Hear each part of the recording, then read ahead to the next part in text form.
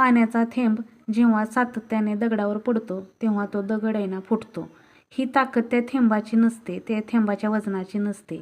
ती ताकद आहे ना त्या सातत्याची असते. जो थेंब थेंब थेंब सारखं तो दगडावरती पडतो आणि तो दगड तिथून मधून असा चिरला जातो किंवा त्या दगडाला आहे ना असं तो फुटतो. तर ही ताकद आहे ना फक्त त्या थेंबाची नसते, तर ते सातत्यानं पडतो ना तर ती त्याची असते. सांगायचं तात्पर्य म्हणजे आपण रोज नित्य देवाची पूजा, उपासना, उपास तापास का करावी हे सांगायचं होतं मला. तर बघा, नित्य देवाची पूजा केल्याने, नित्य उपासना केल्याने आपलं सातत्य जे आहे ना, म्हणजे रोज नित्य नेमाने करतो ना आपण, हे सातत्य खूप असणं गरजेचं असतं. हे सातत्य असलं म्हणजे आहे ना आपल्या जीवनामध्ये अडीअडचणी येतच असतात. संसार म्हणजे अडीअडचणी येत असतात. जीवन हे सोपं नसतं जगायला. ह्या सगळ्या अडीअडचणीतनं मार्ग निघतो आपल्या परमेश्वराची आपण सातत्याने पूजा अर्चा केली, आपल्या पूजा अर्च्यामध्ये सातत्य ठेवलं तर. आणि त्या अडीअडचणीमधून मार्ग निघत राहतात आणि आपला संसार सुखाचा होतो. संसारच काय हो, कितीही काही कठीण दिवस असू द्या त्याच्यावरती मार्ग निघतात. आणि हे स्वतः आहे ना मी खूप दिवसांपासून अनुभवलेले आहेत. मी माझं नेहमी माझ्या सेवेमध्ये सातत्य ठेवते. आपण देवाची पूजा रोज का करावी, कशासाठी करावी हे दाखवण्याचं नाही किंवा हे दिखाव्याचं नाही. पूजा अर्चा ही आहे ना ही मनापासून मन लावून आपल्या अंतरात्म्यापासून आपण करतो तेव्हा कुठं आपल्याला त्याचं फळ मिळतं. देखाव्याचं वरवरचं करणं हे नाही. तर माझी रोज उपासना, रोज काय जे मी माझं देवाचं जे करते ते खूप मनापासून करते. पण त्याच्यावरती सुद्धा मला एक परवा कमेंट आली होती, ते तुम्हाला सांगते. तर ही देवाची पूजा जरी मी व्हिडिओ आज केला नाही तरी मी माझी पूजा अर्चा जी काय रोज करायची ती करतच असते. जे माझं ठरलेलं जे काम आहे ना घरातलं, माझ्या नित्य देवपूजा असो, माझ्या घरातली स्वामींची पूजा असो, दारामधली रांगोळी असो, गॅसची पूजा असो, हे सगळं आहे ना हे तुम्हाला दाखवण्यासाठी नाही ताईंनो, हे सगळं आहे ना माझ्या जीवनामध्ये रोजचं सातत्याने मी करत असते. आता हे करण्या पाठीमागचं कारण सांगते. माझ्या मनाला आहे ना खूप प्रसन्न असं वाटतं हे केल्यानंतर. माझ्या मनाला आहे ना खूप अशी भरपूर अशी 100 ते 200% ऊर्जा मिळते मला हे सगळं केल्यानंतर. हा एवढा विषयच माझ्या आवडीचा आहे तर तुम्हाला काही सांगू ताईंनो. कारण हा आहे ना हे फक्त तुम्हाला दाखवण्यासाठी नाही, तर हे मला आहे ना माझ्या सगळ्या आवडीच्या गोष्टी आहेत, ती मी नेहमी करत असते आणि तेच तुमच्याशी मी शेअर करते. तर असो, तर आपली नित्य देवपूजा किंवा नित्य उपासना, नित्य स्वामींची सेवा, नित्य देवपूजा हे सगळं आहे ना हे आपल्या मनाला प्रसन्नता, एक प्रकारची ऊर्जा मिळवण्यासाठी हे करत असते आणि त्यातनं मला भरपूर अशी ऊर्जा मिळते, त्यामुळे हे करत असते. आणि तुम्ही पाहता आलातच, माझे व्हिडिओ सगळे पाहिलेलेच असाल. आज तुम्हाला मी व्हिडिओच्या सुरुवातीलाच दाखवलं होतं, मी देवपूजा करत होते, रांगोळीवरती हळदी कुंकू टाकत होते. तर त्याच वेळेस म्हणजे पूजा केल्यानंतर एक 10 ते 5 मिनटात आपल्या दिव्यामध्ये फूल तयार झालं. तर कसं असतं बघा, ज्यावेळेस आपल्या देवाचं आपल्यावरती, आपल्या कुलस्वामिनीचं, कुलदेवतांचं छत्र आपल्या घरावरती असेल, सुरक्षा कवच आपल्या घरावरती असेल, तेव्हा मात्र आपल्या देवघरातल्या दिव्यामध्ये अशी फुलं तयार होतात, असं असतं. तर हे तुम्हाला सांगायचं कारण होतं, बाकी काही नाही.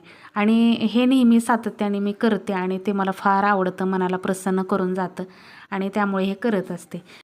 हाय, हॅलो, नमस्कार, कशा आहात सर्वजण? सर्वांना सर्वप्रथम श्री स्वामी समर्थ. नवीन एका दिवसाची छान अशी सुरुवात झालेली आहे. कालच्या व्हिडिओला सगळ्या ताईंनी भरभरून दिलेल्या प्रेमाबद्दल सर्व ताईंचे मनस्वी आभार. काल खूप सर्वांनी कमेंट केल्या, मी ते मणक्याच्या दुखण्याचं सांगितलं होतं, पण आज पुन्हा नवीन ऊर्जेने तुमच्यासमोर आलेली आहे.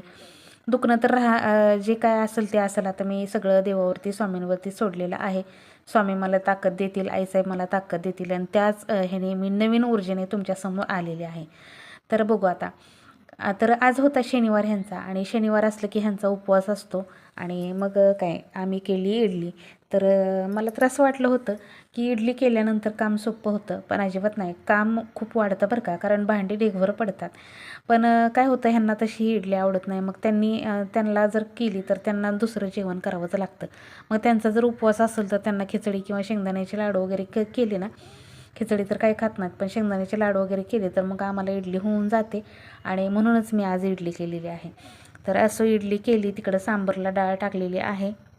डाळीच्या आता कुकरच्या शिट्ट्या झालेल्या आहेत 3. घरची डाळ असल्यामुळे बघू शकताय तुम्ही, डाळ इतकी छान शिजते ना, तुरीची डाळ, आईच्या शेतातल्या तुरी, आणि त्याची ही डाळ. तर पांढऱ्या तुरीची डाळ आहे ना खूप लवकर शिजते आणि घरच्या तुरीचे जे वरण असो, सांबार असो, काही असो खूप छान लागतं. त्याची चव वेगळीच असते. तर आता सांबाराला फोडणी द्यायची होती आणि ह्यांचा डबा वगैरे सगळं दिलेलं आहे मी आता. आता काही झंझट नाही माझ्या पाठीमागं, कारण ह्यांना शेंगदाण्याचे लाडू दिले करून आणि त्याचबरोबर थोडंसं पापड्या वगैरे तळून दिल्या, कारण शाबू पण नको म्हणतात, त्यांचं पण पोट दुखतं आणि आमच्या घरामध्ये तसंही शाबू कोणच खात नाही. मी तर अजिबात कुठल्याही उपवासाला शाबू खात नाही, कारण साबुदाण्याची खिचडी आहे ना आपल्या शरीराला खूप हानिकारक आहे. जवळपास मी 5-6 वर्ष झालेले आहे. सगळे उपवास मी फळांवरती करते. अक्षरशः नवरात्र असो किंवा अधूनमधून माझे उपवास असतात. गुरुवार असेल, शुक्रवार असेल किंवा आपले चतुर्थी, कुठलेही उपवास असू द्या, हे सगळे उपवास आहे ना मी फळांवरती करते. फळं खाते दुपारची आणि संध्याकाळी सोडते. तर अशा पद्धतीने नेहमी मी फळावर करते. पण हे तसं करत नाहीत, फळांवरती उपवास करत नाहीत आणि खरं तर फळांवरती उपवास केलेला खूप चांगला, शरीराला पण त्रास होत नाही. तर असं इकडे त्यांना शेंगदाण्याचे लाडू वगैरे दिले आणि सकाळी त्यांनी ड्रायफ्रूटचे लाडू जे आहेत ना ते दुधात मिक्स करून त्याची एक प्रकारची खीर केल्यासारखं करून ते खातात रोज. त्यांना ते सकाळी खुराकच असतो. एक फुलपात्रभर दूध आणि जे आपण ड्रायफ्रूट्स असतात ना ते मिक्सरमधून बारीक करून ठेवलेले असतात मी, खजूर आणि काजू, बदाम, तर ह्याची पावडर करून ठेवलेली असते. ते तुपात भाजून डब्यामध्ये भरून ठेवत असते आणि तेच ते सकाळी खातात. त्यामुळे रोज ते खातात, त्यामुळे ते त्यांचा खुराकच, म्हणजे तो एक प्रकारचा त्यांचा नाश्ताच झाला. तर त्यामुळे मग शेंगदाण्याचे लाडू डब्याला घेऊन गेले. पापड्या थोड्याशा असाव्या म्हणून तळून दिल्या, खात नाहीत तसे पण तेलकट. आणि मिरची पावडर आहे ना संपली होती बघा माझी, तर आता परवा दळून आणली. एक किलो मिरची आहे ना दळून आणली ते ह्याच्यातनं, काय म्हणतात ते, डंकमधून कुठून आणली. मी काय नव्हते गेले, त्यांच्यापाशी दिली होती. त्यांनी रात्री ठेवली आणि दुसऱ्या दिवशी रात्री घेऊन आले पिशवी. आमच्याकडं कसं मिरची काढणं असो किंवा दुकानाला जाणं असो किंवा बाजाराला जाणं असो किंवा बऱ्याचशा इतर गोष्टी असतात ना, तर त्या आमच्याकडं बायका करत नाहीत, म्हणजे पुरुष मंडळीच करतात. ही सगळी कामं आहेत ना त्यांच्यापाशीच द्यावी लागतात. आता गावात राहिला असल्या तर नंतर तर किराणा दुकानला सुद्धा जाता येत नाही. इथं शहरामध्ये मी कसं आपल्या इथं राहते म्हणून किराणा दुकान तर चालवते, पण आमच्या गावामध्ये ह्या सगळ्या गोष्टीला पाबंदी आहे बरं का. बायकांनी कुठल्याच गोष्टी करत नाहीत. पाबंदी म्हणजे कसं आहे, प्रत्येक गावाचे एक संस्कार असतात. डोक्यावरनं पदर नाही पडू द्यायचा, बाहेर बायकांनी जास्त फिरायचं नाही किंवा बाजारला जायचं नाही. तर अशा गोष्टी आहेत ना, ते आपल्या प्रत्येकाच्या आपापल्या घराण्याचे संस्कार किंवा आपल्या घराण्याच्या गावांच्या पद्धती असतात. काय म्हणतात की गाव बदललं की रीती चाली सगळं बदलतं ना, तर त्या प्रकारे. तर असं इकडे मी आता गावाच्या बाहेर राहते, त्यामुळे मी काय आपल्या घरामध्ये किराणा दुकान आहे तर ते सांभाळत असते. पण आपल्या गावामध्ये शक्यतो ह्या गोष्टी चालत नाहीत. आणि आमच्याकडं असं मिरची कांडायचं असो, मिरची कांडायला शक्यतो बायका असतात तिथं काढणाऱ्या, त्यामुळे तिथं कांडायला घेऊन जातात बायका. पण बाकीचं दळण असो, गिरणीत ठेवायचं, दुकानचं काम असो, काही असो, भाजीपाला आणायचं असो, हे सगळं पुरुष मंडळीच करतात. इकडे सांबार आहे ना मस्त असं फोडणी टाकलं, पण खरं तर सांबार फोडणी टाकलं आणि ज्यावेळेस मी आत्ता आहे ना शूट केलेलं एडिट करत होते ना, त्यावेळेस लक्षात आलं की सांबार मसालाचा पण टाकला नाही. जी काही मिरची पावडर होती ना तीच टाकली आणि सांबार फोडणी टाकलं, आणि जो काय आपला सांबार मसाला असतो तो टाकला नाही. हे आत्ता लक्षात आले, म्हणजे दुसऱ्या दिवशी फार. असं इकडे छान अशी मस्त आपली इडली बघू शकताय किती छान फुगलेली आहे. ह्या थंडीच्या दिवसामध्ये सुद्धा इडलीचं पीठ मस्त फुगतं. आणि बघू शकताय तुम्ही हे ढेकभर भांडे. इडली करायची सोपी नाही, इडली जरी केली तरी हे असा पसारा आणि एवढी भांडे पडतात. तर आता आई आली होती ना, तर तिने भरपूर असं दळण 2-3 पायल्या म्हणजे 20-25 किलो 20 तरी किलो दळण करून ठेवलं असेल. म्हटलं तेच आता रोज थोडं थोडं दळून ठेवायचं पीठ. आणि गव्हाचं दळण आपल्या गिरणीतच दळतो आम्ही, आणि बाकीचं जे ज्वारीचं असतं ना तर ते बाहेरच्या गिरणीत देतो, कारण आपल्या ह्या छोट्या गिरणीत आहे ना ते दळण व्यवस्थित दळलं जात नाही. त्यामुळे मग हे दळण आहे ना करून ठेवायचं आणि जसं लागेल तसं लागेल, म्हणजे त्या डब्यामध्ये एका टायमाला 5 किलोचं दळण बसतं. तर असं दिवसातनं एकदा गिरणी लावून असं 2-3 वेळा दळून ठेवलं की होऊन जातं. कसं असेच निवडलेले गहू तसेच ठेवण्यापेक्षा आहे ना ते दळून ठेवलेलं चांगलं राहतं. तर ते पण लावायचं होतं. इकडे गिरणी लावून घेतली आणि स्वच्छ असं गहू खूप स्वच्छ होते, म्हणजे कसं नीट करून. आणि घरचे गहू असले की स्वच्छच असतात, त्याच्यात जास्त काही घाण वगैरे येत नाही आणि निवडल्यासारखे गहू असतात. दळण वगैरे आईने करून ठेवलेलं होतं आणि ते आता गिरणी लावून घेते मी.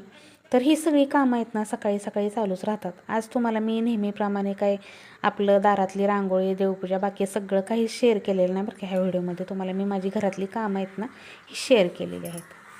तर मी काल व्हिडिओमध्ये सांगितलं होतं की ताईंनो आता आपले मोठे व्हिडिओ काही येणार नाहीत आणि लगेच आज व्हिडिओ आला. तर असं काही नाही, हे 2-3 दिवस झाले 2-3 व्हिडिओ शूट करून ठेवलेले होते मोठे. ते म्हटलं एका पाठोपाठ एक टाकून देऊया, त्यानंतर तिथून पुढचे आपले मिनी ब्लॉगच येतील. आणि मिनी ब्लॉग तसाही रोज माझा दुपारचा येतच असतो 2:30-3:15 दरम्यान. आणि मोठे व्हिडिओ टाकत नाही आणि तसंही मी तुम्हाला सांगितलेलं पण आहे. आणि त्या सांगण्यापाशी पण नाही, माझी तब्येत साथ देत नाही त्यामुळे. आणि मोठे व्हिडिओ करायचे म्हटलं की बरंचसं काही एडिटिंग असते, बराच वेळ जातो एडिटिंगला वगैरे, त्यामुळे तर नाहीच टाकणार आहे. आणि मला बऱ्याचशा ताईंनी कमेंटसुद्धा केल्या, ताई तुमचे खूप सुंदर व्हिडिओ असतात, पाहायला पण आम्हाला आवडतात. पण आपले मिनी ब्लॉग तर काही रोज येतच राहतील, त्यामुळे ना काळजी करू नका. मिनी ब्लॉग रोज मात्र तुमच्या भेटीला येत राहणार आहे. मोठे व्हिडिओ मात्र थोडेसे दिवस टाळतेच. आणि काही असं एखादा सणवार असेल किंवा असं विशेष काय असेल तर त्या दिवशी शेअर करेल मी माझं रुटीन. तर असं काहीच, कारण आता तब्येत साथ देत नाही त्यामुळे मीच थोडासा निर्णय घेतलेला आहे, थोडा व्हिडिओला ब्रेक देऊया आणि मिनी ब्लॉग आहेत ना तो शूट करून आपलं टाकत जाऊया. कसं आहे, मिनी ब्लॉग शूट करायचा, तो ब्लॉग शूट करायचा, त्यामुळे थोडंसं जीवाला पण त्रास होतो. आणि जरी व्हिडिओ शूट केलेला असेल तर 2-3 दिवस पडून राहतो, पण टाकणं होत नाही, मला एडिटच करणं होत नाही. आणि काय होतं, इथं उभं राहून खूप थकायला होतं, म्हणून मी त्यांना सांगितलं होतं बघा एक स्टूल आणायला. तर आता तुम्हाला स्टूल दाखवते. स्टूल आणलेला आहे आणि स्टूल आणल्यानंतर खरंच मला असं अक्षरशः हसायला येत होतं की नेमकं ह्यांना काय काम सांगत जावं. आणि खरं तर ह्यांनी माप दिलं होतं बरं का, बरोबर मापाचं काही प्रॉब्लेम नव्हता, पण त्या बनवणाऱ्याने ना एवढा मोठा बनवला. आणि कसं बनवणारे त्यांच्या ओळखीचेच आहेत, मित्रमंडळीच आहेत, त्यामुळे त्यांना वाटलं असेल की ह्यांना घरामध्ये फॅन वगैरे पुसायला, पोटमाळा साफ करायला लागायचं असेल, त्यामुळे त्यांनी आणून दिला. तर तुम्हाला दाखवते स्टूल. सांगितलं होतं स्टूल बनवायला, म्हटलं इथं बसून नाही का व्यवस्थित अशा भाकरी वगैरे म्हणजे चपात्या भाजायला ही बरं पडेल, तर स्टूल घेऊन आले.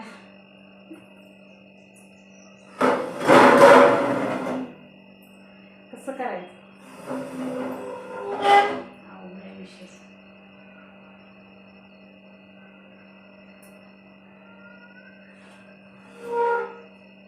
चढायचं उतरायचं काय अवघडच काम झालं. हे वरच्या ह्याला चांगलं आहे, म्हणजे वरती पोटमाळ्यावर आपल्याला काय ठेवायचं असेल, करायचं असेल त्यासाठी चांगलं आहे. पण जर इथं बसायचं म्हणलं तर ह्याचं काही उपयोग नाही माझ्यासाठी. कसं शक्य आहे, आणि कसं होतंय पण फरशीवरून, त्याचा माझ्यासाठी काही सुद्धा उपयोग नाही.